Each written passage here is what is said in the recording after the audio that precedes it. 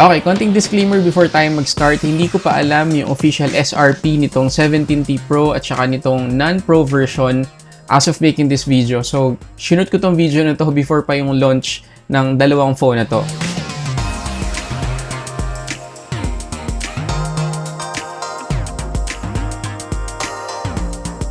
So, pag-uusapan natin sa video na to yung Pro version at saka itong non-Pro version.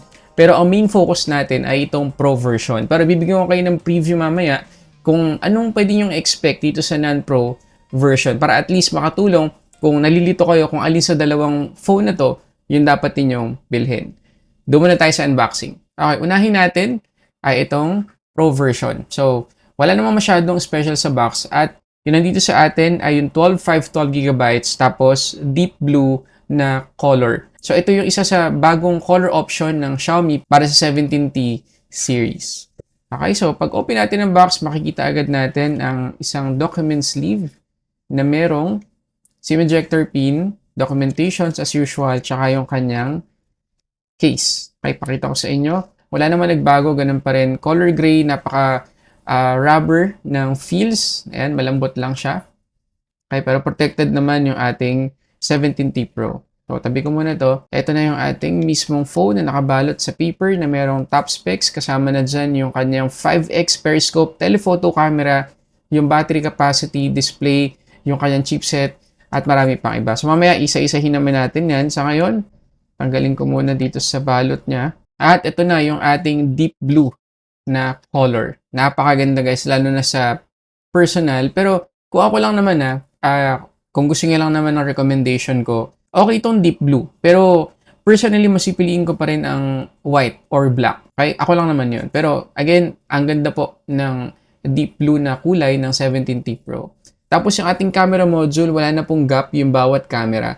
Kaya hindi masisingitan ng alikabok. Napakadaling linisin, napakadaling maintain. At makikita ninyo, obviously, meron na tayo ngayong periscope telephoto for the first time sa T-series ng Xiaomi. Ayan yung 5X niya. Mamaya, papakita ko sa inyo yung mga sample photos, kuha yung periscope telephoto camera na yan. Pati na rin syempre yung 4K video recording sa main camera. Okay, so tabi ko muna to. At ang good news dito sa Pro version, sa ilalim, meron tayong charger. 100 watts at yung kanyang charging cable. So, complete tayo dito sa Pro version. At ganun din kaya yung expect natin sa non-Pro version, mamaya malalaman natin. At ito naman yung itsura ng 17T Pro kapag sinuotan natin ng case. So, hindi masyadong complement yung case dito sa deep blue. So, yun yung sinasabi ko kanina, it's either white or black yung pipiliin ko personally. At good news, hindi lang basta dual nano SIM itong phone na to, meron din tong support sa eSIM. So, it's either dalawang eSIM yung pwede nating ilagay or dalawang nano SIM or isang nano SIM at isang eSIM. Kagaya na lang ng gamit ko ngayon, isang nano, isang eSIM. At maganda yung speed test result natin sa kanyang 5G connection. Makikita ninyo yung download speed natin, 291 Mbps. Yung upload naman ay 24.6 Mbps dito sa Ookla speed test. Dito naman sa fast.com, 350 Mbps yung download at 53 Mbps naman yung upload speed. At lastly, dito sa Google speed test, 232.1 Mbps yung kanyang download, 25.4 Mbps naman yung upload. So makikita natin dun sa tatlong 5G test natin na talagang very reliable yung kanyang 5G connectivity. So kung gagamitin naman natin to sa buong maghapon ng naka-data connection, wala po tayong magiging problem. Ngayon kapag tingnan natin yung bawat side dito sa taas, wala naman tayong makikitang secondary microphone or secondary speaker kasi yung secondary speaker niya ay nandito sa may earpiece niya.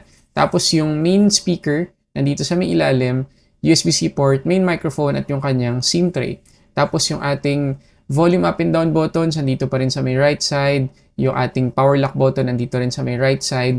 Tapos naka-optical fingerprint scanner tayo dito na siguro sa iba magiging downside yan kasi ina-expect na natin na dito sa 17T Pro, ano man lang, diba? Ultrasonic fingerprint scanner na rin yung ilagay nila. At good news, yung ating stereo speakers dito sa 17T Pro ay naka-Dolby Atmos. Maganda po talaga yung tunog, lalo na kung magpa-play tayo dito ng mga movies o kaya makikinig tayo ng music. Hindi po tayo mabibitin kahit sa max volume. Meron din tayong IP68 na rating dito, so dust and water resistant itong phone na to.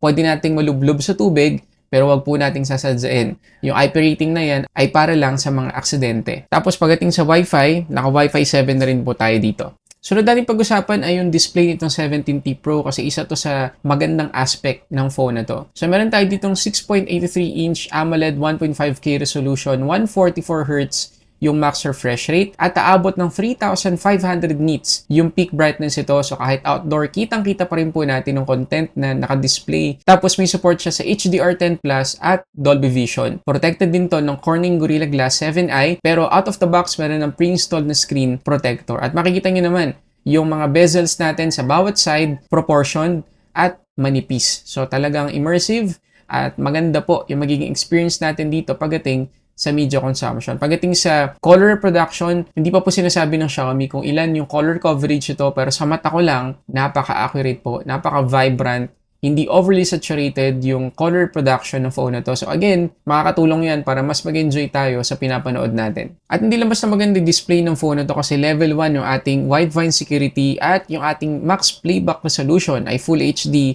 and meron tayong support sa Dolby Vision, HDR10 Plus dito sa Netflix. Pero pag-usapan natin yung maximum screen refresh rate niya na 144Hz. So kagaya ng palagi kong sinasabi, headroom lang po yan for future-proofing lang kasi hindi pa po natin may utilize yan sa ngayon. Hindi pa po lahat ng apps makakagamit ng ganyang kataas ng screen refresh rate.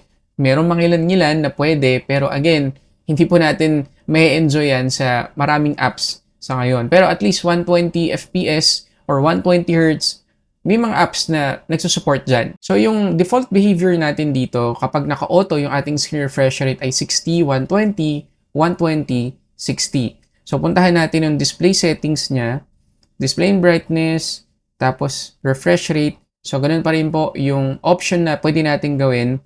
Yung default ay up to 144Hz, pero hindi guaranteed yan. Tapos, kung gusto nating i-lock sa mataas na refresh rate, pwede natin i-select dito sa custom yung 144Hz at mamimili tayo kung anong application na naka-install dito sa phone yung gusto natin gumamit ng ganong kataas na screen refresh rate. Pero again, kahit po i-enable natin lahat yan, hindi pa rin po guaranteed na magagamit yan ng application na naka-enable dito kasi nga, hindi po lahat ay may support sa 144Hz na screen refresh rate. Pero kagaya na sinabi ko kanina, good to know na at least meron tayong future-proofing pagdating sa screen refresh rate. At good news, meron din tayong color preset dito na dalawa, Original Color Pro at Vivid.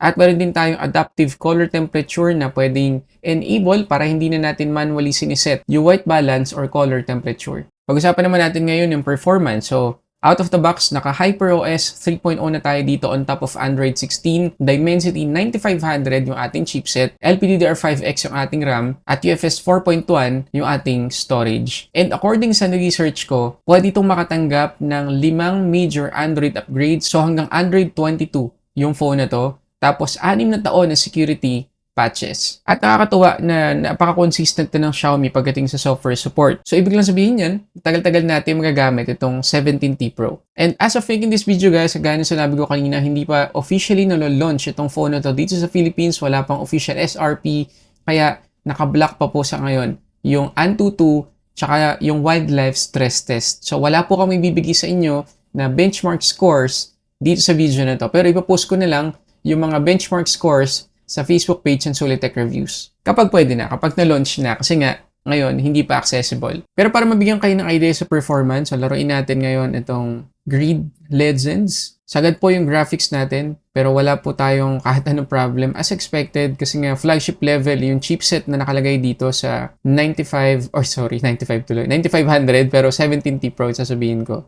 Mabigat-bigat po yung graphics dito sa Grid Legends, pero again, nakaya niya, may motion blur, lahat-lahat. Napakaganda rin ng haptics kasi gamit na gamit yung haptics dito sa game na to. Every time na liliko tayo, ganyan, mababangga. So, ramdam ko guys na mag-e-enjoy kayo sa haptics ng phone na to kung sakali na magta-type kayo. So, huwag nyo na lang i-disable.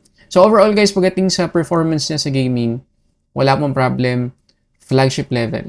At next natin pag-usapan, yung isa rin sa talagang ipinagmamalaki ngayon ng Xiaomi dito sa 17T series, yung camera. So, meron tayo ditong dalawang Leica camera, 50 megapixels na merong OIS na main camera, tapos yung pangalawa yung Leica 5x periscope telephoto camera na 50 megapixels din at meron ding OIS. Tapos meron pa tayong additional na 12 megapixels ultra-wide at yung selfie camera naman 32 megapixels. At bago ko ipakita sa inyo yung mga sample photos at videos, gusto ko lang sabihin na up to 8K 30fps yung video recording na kaya nating i-shoot dito sa main camera. Pero yung mga ipapakita ko sa inyo 4K lang. Kasi kapag mag-shoot kayo ng 8K, tandaan nyo, malaki po yung kakainin noon sa storage. At ang isa pa na kailangan nyo tandaan, meron tong 4K video recording na nakalag. So, para dun sa mga gusto mag-color grade, pwedeng nyo pong gamitin itong phone na to. Plus, meron tong 120x na AI zoom. So, mamaya papakita ko sa inyo kung usable pa rin. Lalo na kayo ipopost natin sa social media yung sagad na zoom nitong 17T Pro. And lastly, dalawa pa rin yung Leica preset natin dito na pwedeng gamitin, isang Leica Authentic at saka Leica Vibrant. Pero kagaya ng mga nakaraang review ko sa mga Xiaomi phones, hindi ko masyado talagang gusto yung Leica Authentic kasi para sa akin masyadong dramatic yung effect niya, madilim. So doon ako sa Leica Vibrant. So lahat ng ipapakita ko sa inyo sample ngayon, naka Leica Vibrant. Enjoy!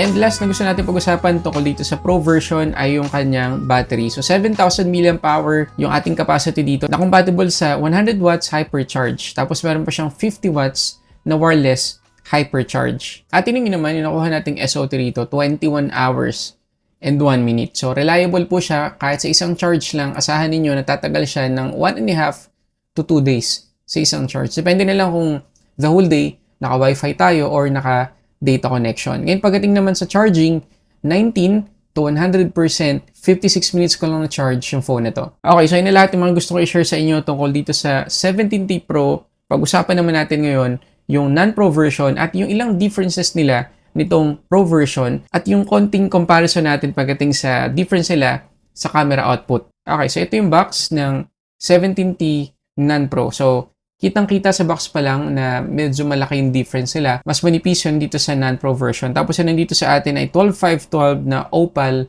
white. So, mas gusto ko nga yung white at makikita nyo dito sa Non-Pro version yung reason kung bakit ko nasabi yun. So, makapal-kapal yung ating document sleeve dito kasi meron tayong SIM ejector pin. Andito na rin yung charging cable. So, bad news yan guys kasi wala tayong charger dito sa loob ng box. So, ganun pa rin yung case kagaya dun sa Pro version. So, itabi ko na to. Ito na yung ating 17T Non-Pro. So, makikita ninyo, same din yung balot. May nakaprint din ng mga top specs. At ito na yung ating 17T Non-Pro. So, makikita ninyo yung white niya kapag tinitilt natin ng kaunti, medyo may effect siya na nag-iiba-iba ng kulay yung ilang part. So, parang mother of pearl. Kung familiar tayo sa design na yun or sa dial ng ilang mga watches ngayon, parang ganun, mother of pearl. Ayan, no? Pero matte finish pa rin, hindi pa rin kapitin ng smudges or fingerprints kagaya dito sa Pro version. Pero obviously, mas maliit yung non-Pro version. So, kung gusto niyo ng mas compact na size ng phone, doon kayo sa non-Pro version. At para sa akin, dyan nag-excel itong non-Pro version kasi mas comfortable siya gamitin compared dito sa Pro version kasi nga mas maliit. So, i-random ko lang sa inyo guys yung ilan sa mga differences sa specs nitong non-Pro version. So, pagdating sa display, imbes na 6.83 inch, dito sa non-Pro version ay 6.59 inch, AMOLED pa rin, 1.5K din yung resolution, pero 120 Hz lang yung max refresh rate natin dito. Yung ating chipset, Dimensity 8500 Ultra, at yung ating battery capacity ay 6,500 mAh lang at 67 watts yung charging speed. Lang kasi compared sa Pro version, 7,000. Pero hindi pa rin po maliit yung 6,500 mAh na yan kung tutuusin. Kasi makikita ninyo na nakakuha pa rin tayo ng almost 16 hours na screen on time. Not bad, hindi pa rin super impressive para sa akin. Pero para sa ganitong klase ng phone, sigurado magtatagal na to ng mahigit isang araw sa atin. Uwi pa tayo dito ng mga 20-30% remaining pa sa battery natin. At pagdating naman sa charging, 1 to 100%, 1 hour and 44 minutes ko to na charge. Pagdating naman sa camera, on paper, almost same na same sila ng specs. Pero malaki yung difference sila pagdating sa sensor. Yung main camera ay naka Light Fusion 800. Yung 17T Pro, Light Fusion 950. At itong non-Pro version, walang 8K video recording. So, expect niyo na dahil iba yung ating chipset dito sa non-Pro version, iba rin yung sensor na ginamit, may konting difference pagdating sa camera output or sa mga photos, videos. Pero, sa mga ipapakita ko sa inyo mga sample, side by side, sa totoo lang, hindi ganun kalaki yung difference. Siguro, mas obvious lang pagdating sa video recording, lalo na sa selfie camera. So, enjoy!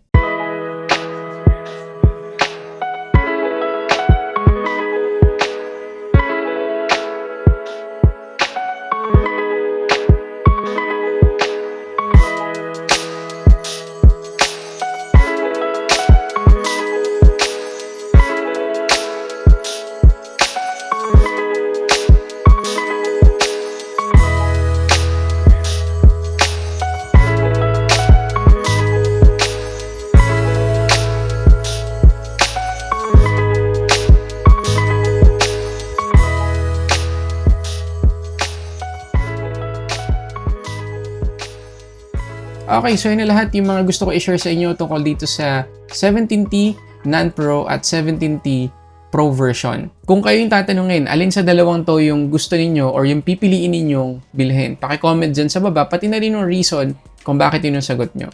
Okay, so sana nakatulong tong video na to. Kung nakatulong, please hit the like button below, mag-subscribe ka na din at hit yung notification bell. So yun muna guys, maraming salamat sa panonood para sa samot sa ating unboxing and reviews. This is Sulit Tech Reviews.